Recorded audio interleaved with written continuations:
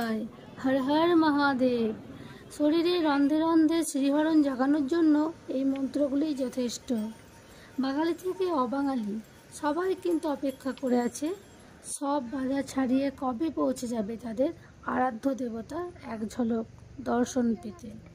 বড় অদ্ভুত টান আকর্ষণ এই তৃতীয় ধাম কেদারনাথে। বড় বড় নাস্তিকেরাও কিন্তু স্বীকার করে নিয়েছে মহেশ্বর যদি একবার ডাকে তাহলে নিজেকে আটকে রাখা অসম্ভব। বাবা মহাদেবের টানে কিন্তু আমিও পৌঁছে গিয়েছিলাম কেদারনাথ ধামে। আমি ঘুরে এসেছি আর আমার এই ভিডিওর মাধ্যমে পৌঁছে দেব তোমাদের কেদারনাথ ধামে। জয় শ্রী কেদার, হর হর মহাদেব, জয় ভোলে। তো চলো বন্ধুরা, ভিডিওটি প্রথম থেকে শেষ পর্যন্ত দেখতে থাকি। আমরা রুম থেকে রেডি হয়ে গেছি, এবার আমরা যাচ্ছি সোনপ্রয়াগের দিকে। হর হর মহাদেব, জয় শ্রী কেদার। হরিদ্বার থেকে সোনপ্রয়াগের দিকে আমরা রওনা দিই। তো গোটা একটা দিন আমরা গাড়িতে ঘুরতে থাকি, তারপর কিন্তু আমরা সোনপ্রয়াগ পৌঁছাতে পারিনি, যেহেতু আমাদের রাত্রি হয়ে যায়। তো রাত 8টার পর কিন্তু আর কোনো গাড়ি চলে না। তারপর একটা হোটেল নিয়ে আমরা কিন্তু রাতটা রয়ে যাই। তারপর ভোর 4টা নাগাদ আমরা বেরিয়ে পড়ি সোনপ্রয়াগের উদ্দেশ্যে। তো রাস্তায় এত জ্যাম হওয়ার জন্য কিন্তু আমাদের সোনপ্রয়াগ পর্যন্ত পৌঁছানো হয়নি। তার আগেই সীতাপুরে আমাদের গাড়ি থেকে নামিয়ে দেয়। সীতাপুর থেকে সোনপ্রয়াগ হচ্ছে 2 কিলোমিটার। তো আমরা পায়ে হেঁটেই পৌঁছে যাই, আর ওখানেই কিন্তু আমরা একটা করে লাঠিও কিনে নিই। আমরা সীতাপুর থেকে হাঁটা শুরু করছি। সোনপ্রয়াগ থেকে গৌরীকুণ্ড পর্যন্ত 5 কিলোমিটার। তো এই 5 কিলোমিটার যাওয়ার জন্য আমাদের একটা গাড়ি নিতে হবে। তো রাস্তায় এত জ্যাম হয়ে গেছে যে কোনো গাড়ি কিন্তু আর যাচ্ছে না, মানে আমাদের এই 5 কিলোমিটারও কিন্তু পায়ে হেঁটেই যেতে হবে। হর হর মহাদেবের নাম করে কিন্তু আমরা হাঁটা শুরু করে দিলাম। আমরা সীতাপুর থেকে জার্নি শুরু করছি। তো এখন আমরা লাইনে দাঁড়িয়েছি, দেখো কত লম্বা লাইন পড়ে গেছে। ওদের একটা নির্দিষ্ট টাইম আছে, সেই টাইমের মধ্যে ছাড়বে, তারপর আমরা হাঁটা শুরু করব গৌরীকুণ্ড থেকে। এখন আমরা কিন্তু সোনপ্রয়াগ আসিনি।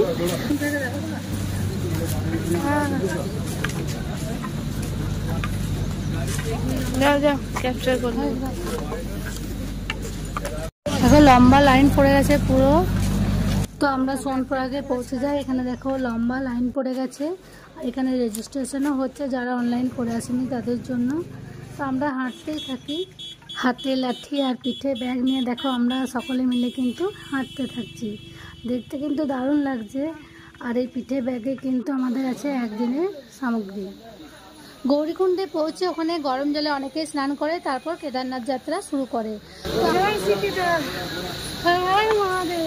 তো আমাদের সেটা করা হয়নি, কারণ আমরা যাওয়ার 1 সপ্তাহ আগেই গৌরীকুণ্ডে প্রচুর পরিমাণে ধস নামে, আর সেই ধসের কারণে কিন্তু সেই গৌরীকুণ্ডের জল চাপা পড়ে যায়, তাই আমাদের আর স্নান করা হয়ে ওঠেনি। গৌরীকুণ্ড থেকে কেদারনাথের দূরত্ব 22 কিলোমিটার। এই 22 কিলোমিটার পথ কিন্তু 4 ভাবে যাওয়া যায়। যেমন ধরো, 1 পায়ে হেঁটে, তার জন্য সময় লাগে 10 থেকে 11 ঘন্টা। আর 2 নম্বর হচ্ছে ঘোড়া বা খচ্চরের পিঠে, সেটার জন্য ভাড়া লাগে 2 থেকে 3 হাজার টাকা। আবার অনেকে পালকি বা পিঠু করেও যায়, তার ভাড়া নির্ভর করে আপনার কতটা ওজন তার উপর। তো সেটার জন্য ধরে নাও 4 থেকে 10 হাজার টাকা।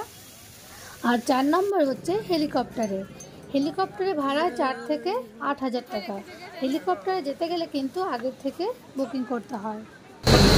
আমরা এইটুকুতে হাঁপিয়ে উঠেছি, আমরা একটু করে যাচ্ছি। তো চলো, হর হর মহাদেবের নাম করে আমরা এগিয়ে চলি।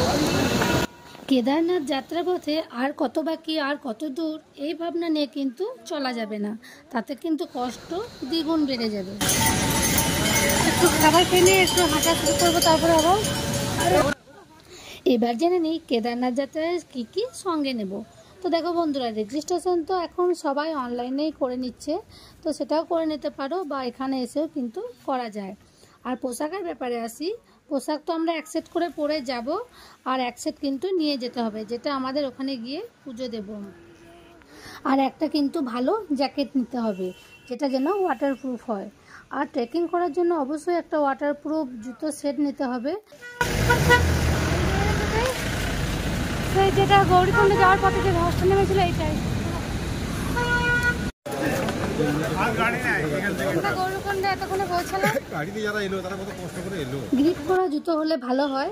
তাছাড়াও টুপি, গ্লাভস, রেনকোট, কিছু হালকা শুকনো খাবার যেমন কেক, বিস্কুট, ডার্ক চকলেট, খেজুর, কাজু, কিশমিশ, ছোলা, চিড়ে, দুধ, গুড় এ সকল কিন্তু নিতে হবে। আমাদের এনার্জি বাড়ানোর জন্য কিন্তু রাস্তার ধারে ধারে অনেক খাবার রয়েছে, কিন্তু দাম প্রচুর। সেই জন্য বাড়ি থেকে নিয়ে গেলে অনেকটা হেল্প। ঘোড়া বা পিট্টুর দল কিন্তু পায়ে পায়ে ঘুরবে নিয়ে যাওয়ার জন্য, কিন্তু বাবার নাম করে যতটা পারি কিন্তু আমরা এগিয়েই চলেছি। আমরা এখন যাচ্ছি গৌরকুণ্ডের ভিতর হয়ে। দুপাশে দোকান রয়েছে, মাঝে কিন্তু একটু জাঁকজমটি রাস্তা, তো এটার মধ্যেই কিন্তু আমরা হেঁটে চলেছি। কেমন লাগছে? কেমন লাগছে? খুব ভালো লাগছে, এনজয় লাগছে। আর কিছু কোনো মনে আমরা যাবো বাবা কাছাকাছি মাত্র 22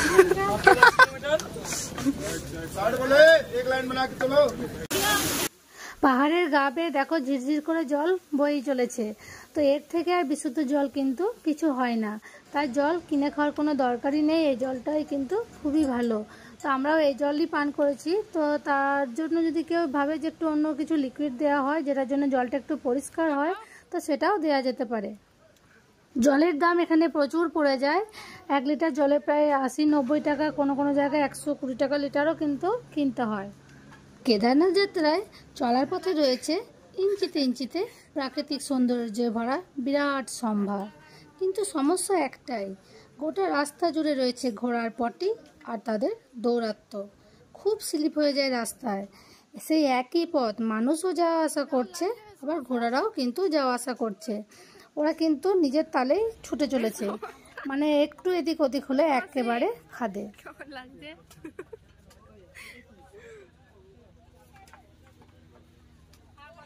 গোটা রাস্তায় 1 থেকে 2 কিলোমিটার অন্তর অন্তর রয়েছে টয়লেটের ব্যবস্থা, রয়েছে প্রচুর খাবারের স্টল।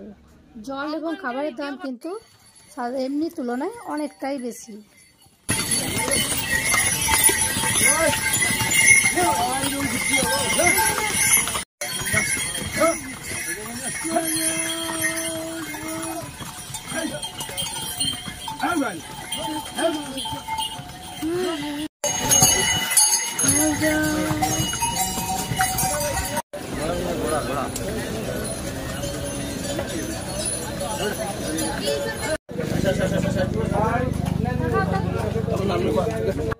তো আমরা হাঁটা যখন শুরু করেছিলাম তখন কিন্তু খুব এনার্জি ছিল, মানে প্রথম দিকে রাস্তা পেরিয়ে যেভাবে আসছিলাম তাতে মনে হচ্ছিল খুব তাড়াতাড়ি আমরা পৌঁছে যাব। খিলালে বাবা,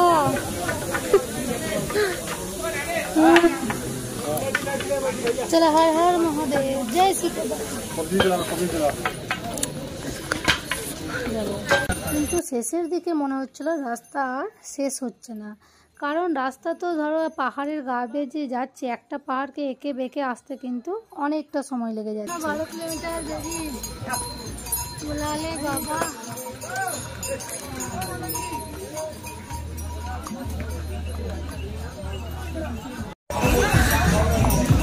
12 কিলোমিটার। প্রচুর ভিড়, আমরা যেটা ভেবেছিলাম তার থেকেও বেশি ভিড়। হাঁটা মানে বিরাট ব্যাপার, তার জন্য কিন্তু মনের জোর ভীষণ দরকার। অনেকে খালি পায়ে কিন্তু হেঁটে চলেছে বাবার দর্শনের দিকে। পাহাড়ে কিন্তু যত এগোচ্ছি তত কিন্তু আলাদা আলাদা রূপ হচ্ছে, মানে পাহাড়ের প্রাকৃতিক সৌন্দর্য চেঞ্জ হতেই থাকছে। এই যে চিপসের প্যাকেটটাই দেখো, এটা কিন্তু নিচে চুপসে ছিল, যত উপরে উঠছে তত কিন্তু ফুলে উঠছে, মানে ওর ভিতরের চাপ বাড়ছে আর বাইরের চাপ কমতে থাকছে। কষ্ট তো আমাদের দ্বিগুণ হচ্ছে, তবুও প্রাকৃতিক সৌন্দর্য দেখে কিন্তু সব কষ্ট দূর হয়ে যাচ্ছে, মানে সব প্রকৃতির কাছে কিন্তু সব হার মেনে যায়। তো যাই হোক, শেষের রাস্তাটুকু মহাদেবের নাম করে আমরাও এগিয়ে চলেছি ধীরে ধীরে। তারপর রাস্তায় অনেক ক্যাম্পও আছে, অনেকেই সেখানে রেস্ট করছে, কিন্তু আমরা রেস্ট করে আর সময় নষ্ট করিনি, একটু বসে তারপরে কিন্তু আবার হাঁটা শুরু করে দিয়েছিলাম। কেদারনাথ যাত্রায় যে ব্রিজগুলো আমাদের মাঝে মাঝে পড়ে সেগুলোতে অপূর্ব লাগে দেখতে। দুপাশে পাহাড়ের যে মাঝে ব্রিজটা থাকে তার নিচে কিন্তু জল বয়ে যায়, সব থেকে ভয়ঙ্কর হয় যখন সেই ব্রিজের উপর একটা ঘোড়া চলে আসে। বিপদে যদি ঘোড়া চলে আসে তাহলে তার কোনো কথাই নেই। আমাদের তো পুরো একদম ভয় পেয়ে গেছিলাম, এমন এই সরু রাস্তা, তার মাঝে কিন্তু ঘোড়া যাওয়া আসা করছে প্লাস মানুষ।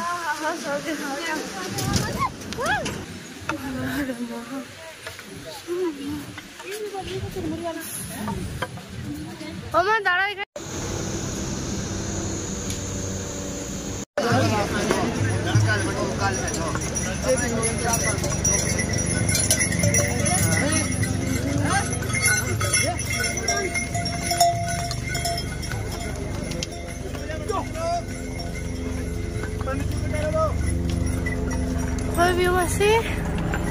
কেমন লাগছে?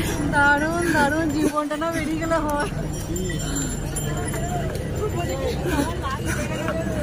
তোমার কেমন লাগছে? খুব ভালো লাগছে, একটু কষ্ট হচ্ছে কিন্তু তবু বাবার টানে মনে হচ্ছে ঠিক পৌঁছে যাবো।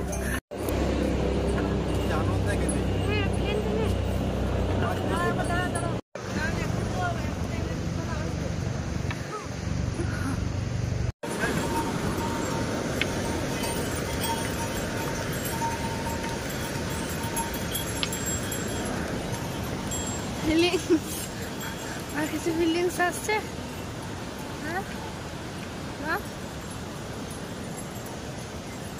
এখনো 8 কিলোমিটার।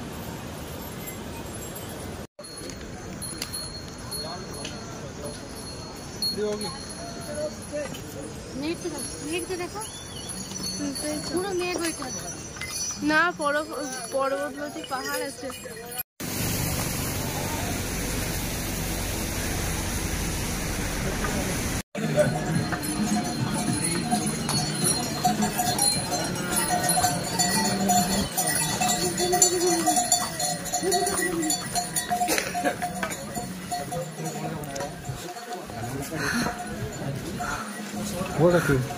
চলে দেখা যাচ্ছে।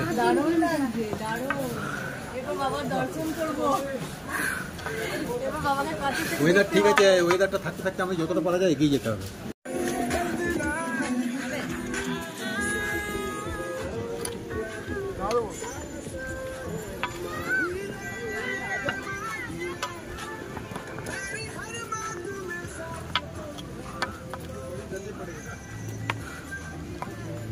পুরে মেঘ, মাঝে পাহাড়, আবার মেঘ, পাহাড়, দারুণ লাগছে।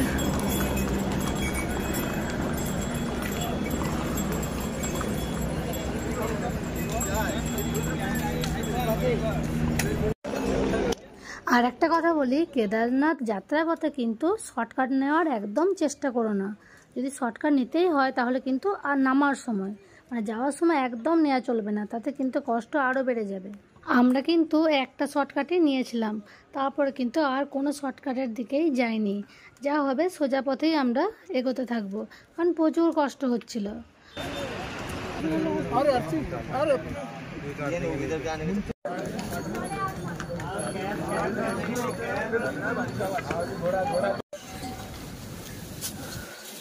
গরম জিনিস যাচ্ছে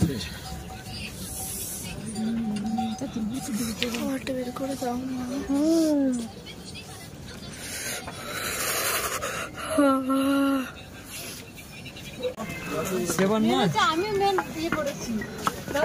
আমার মোটামুটি ধরে 3.5 কিলোমিটারের মতো আমার আসতে হলো।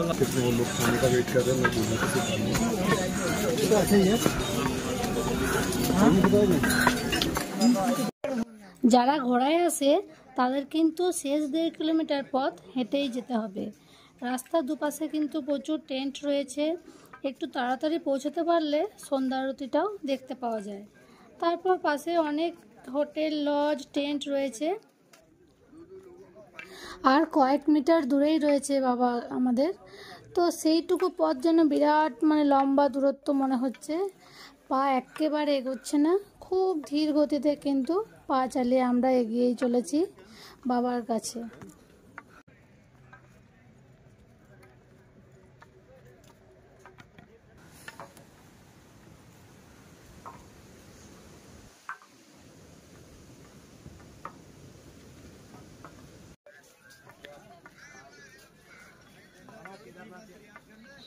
দূর থেকে দেখো বাবার মন্দিরের চূড়া দেখা যাচ্ছে।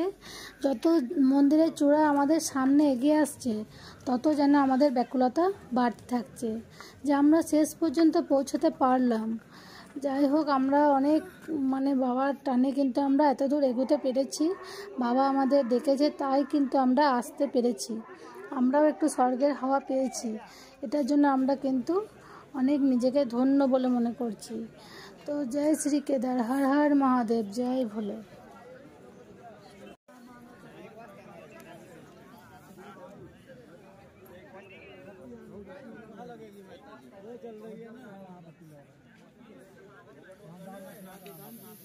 তো কেদারনাথ মন্দিরে পৌঁছে আমরা বেশ খানিকক্ষণ সময় ওখানে কাটাই। আমাদের আর কোথাও যেতে ইচ্ছে করেনি, আমরা চুপ করে ওখানে বসে বাবাকে কিন্তু দর্শন করছিলাম বাইরে থেকেই। তো আমরা ওখানে খানিকক্ষণ সময় কাটিয়ে তারপর আমরা একটা লজের জন্য যাই। তো লজের মধ্যে টেন্ট আছে, ওখানে আমরা পৌঁছে রাতটা কোনো রকম কাটাই। কেদারনাথ মন্দিরে যেতে ডান পাশে আর আসতে বাঁ পাশে কিন্তু আমাদের টেন্টগুলো ছিল। তো দেখো আমরা ওই চাতাল থেকে কিন্তু নিচের দিকে নেমে যাচ্ছি অনেকটা, তারপর বেশ খানিকটা যেয়ে পরে কিন্তু বাঁ দিকে একটা লজ, তার ভিতরে কিন্তু প্রচুর টেন্ট রয়েছে। তো আমাদের পা চলছিল না, তবু কোনো রকমে দিক দিক করে কিন্তু আমরা এগিয়ে চলেছিলাম। টেন্টগুলো কিন্তু খুবই সুন্দর, খুবই কালারফুল, আর জীবনে প্রথমবার কিন্তু আমরা টেন্টে কাটাবো। আর সত্যি এক একটা রুমের মধ্যে প্রচুর টেন্ট রয়েছে, নিচেতলা উপরতলা করে।